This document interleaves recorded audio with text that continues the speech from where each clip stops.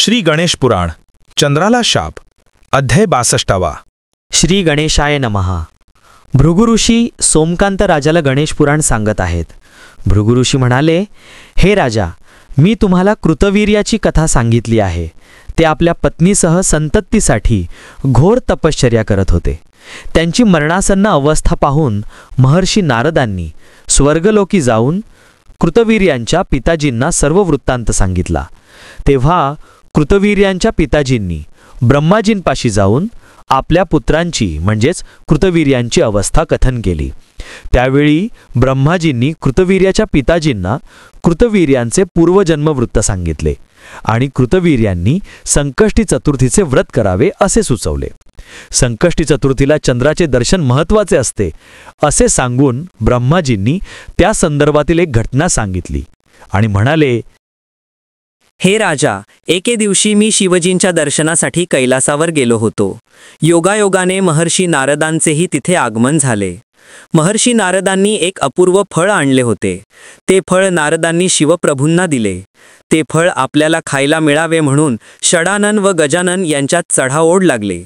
त्या दोघांचे भांडण पाहून शिवप्रभूंनी मला विचारले, हे विधाता, हे फळ मी कोणाला देऊ?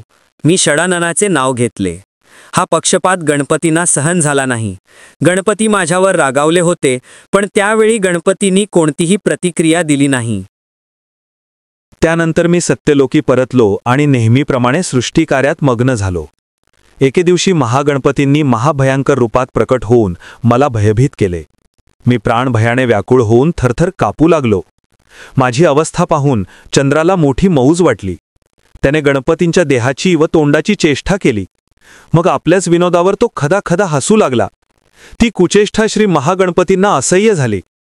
गणपतींनी संतापाने चंद्राला शाप दिला, हे मूढा, मला पाहून तू हसलास.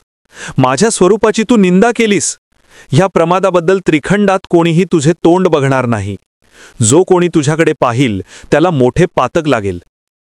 त्या शापवाणीचा तात्काळ प्रत्यय आला. चंद्राचे सुंदर मनोहर स्वरूप नष्ट होऊन तो हिडीस व कुरूप दिसू लागला. त्याचे सर्व तेजच लोपून गेले. लज्जा आणि नैराश्याने ग्रस्त होऊन तो लपून बसला. या घटनेमुळे सृष्टीचक्रात मोठी बाधा उत्पन्न झाली. रात्रसमयी गडद्दा अंधार पडू लागला. तेव्हा सर्व देवांनी गणपतींची भेट घेतली. सर्व देवांनी श्री गणपतींवर स्तुती सुमने उधळली आणि सर्व देवांनी चंद्राच्या वतीनं गणपतींची क्षमा मागितली व त्याला उशाप द्यावा अशी विनंती केली. तेव्हा कुठे गणपतींचा राग शांत झाला. तेव्हा श्री गणपती म्हणाले, हे अमरगणांनो, भाद्रपद शुद्ध चतुर्थीला माझा वार्षिक उत्सव साजरा केला जातो. त्या तिथीला जे कोणी चंद्राचे दर्शन घेतील त्यांच्यावर मोठी संकटे येतील. एरवी चंद्राच्या दर्शनाने काहीही त्रास उद्भवणार नाही. श्री महागणपतींच्या आश्वासनाने देवांना मोठे समाधान वाटले.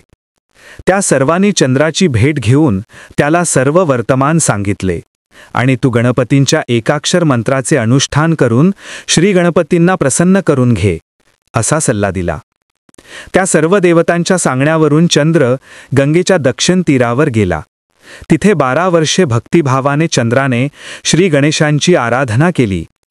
चंद्राच्या सेवा भक्तीने संतुष्ट झालेल्या श्री गणपतींनी त्याला प्रत्यक्ष दर्शन दिले व म्हणाले, हे रोहिणीपते, मी तुझ्यावर प्रसन्न आहे. तुला पूर्वस्वरूप प्राप्त होईल. संकष्टी चतुर्थीस तुझ्या दर्शनाशिवाय लोकांच्या व्रताची सांगता होणार नाही. प्रत्येक मासातील शुद्ध द्वितीयेस लोक श्रद्धेने तुझे दर्शन घेतील. मी तुझी एक कला भूषण म्हणून माझ्या मस्तकावर धारण करणार आहे. मात्र भाद्रपद चतुर्थीच्या दिवशी तुझ्या दर्शनाबद्दल मी देवांपाशी जे विधान केले आहे त्यात काहीही बदल होणार नाही. त्या दिवशी तुझे दर्शन वर्ज्य मानले जाईल. त्या वरदानाने चंद्राला पूर्वीप्रमाणेच तेज प्राप्त झाले. चंद्र पुन्हा आल्हादायक आणि मनोहर दिसू लागला. चंद्राने आपल्या तपश्चर्येच्या ठिकाणी मस्तकावर चंद्रकोर धारण केलेल्या गणेशमूर्तीची प्राणप्रतिष्ठा केली. ते स्थान सिद्धिक्षेत्र म्हणून प्रसिद्ध झाले. दिलेल्या शब्दाप्रमाणे श्री गणपतींनी चंद्राची एक कला आपल्या भाळी धारण केली. त्यामुळे त्यांना भालचंद्र असे नाव प्राप्त झाले. व्हिडिओ आवडल्यास व्हिडिओला लाईक, शेअर, कॉमेंट आणि सबस्क्राईब करा. शेजारील बेल आयकॉनचे बटन प्रेस करा म्हणजे तुम्हाला माझ्या येणाऱ्या नवीन व्हिडिओचे सर्व नोटिफिकेशन मिळेल. व्हिडिओ बघितल्याबद्दल धन्यवाद.